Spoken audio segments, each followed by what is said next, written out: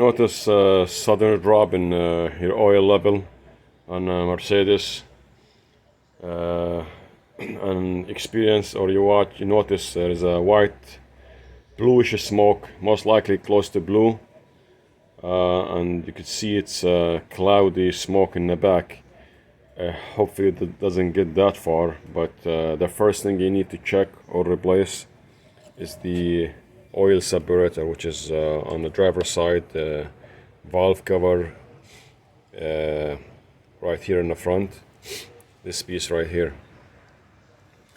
And you will notice if it's the diaphragm broken inside, this is supposed to just suck in the vapor from the crankcase.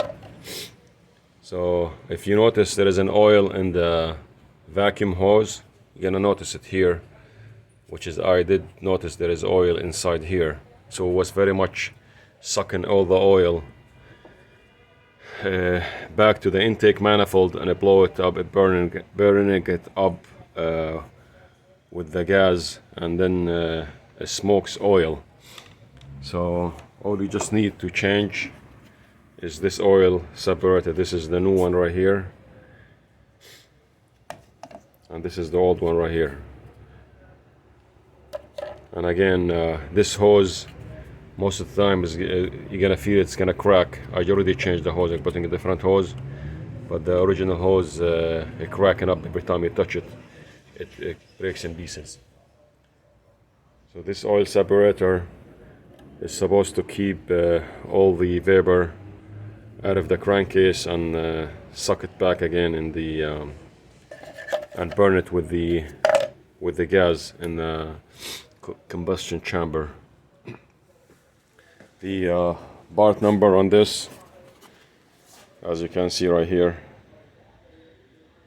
this is the piece I'm changing. This is a E350 2011. So again, change the hose and change the oil separator, or if you want to call it PCV valve, whatever you feel comfortable naming it. So this is the first step you start. It might save you a lot of money. If this is the problem, it will fix it. The oil will go away. It's gonna burn off, and that's it. Hopefully, there's no other damage done to the engine. If you keep driving with this condition for a long period of time, you might cause other damage, or already damage was done somewhere else. But this should be done or replaced every once in a while, just to make sure there is no oil goes in the engine in the combustion chamber. It burns with the gas. And I can see this hose goes into the intake manifold, sucks it back in, sucks the vapor only.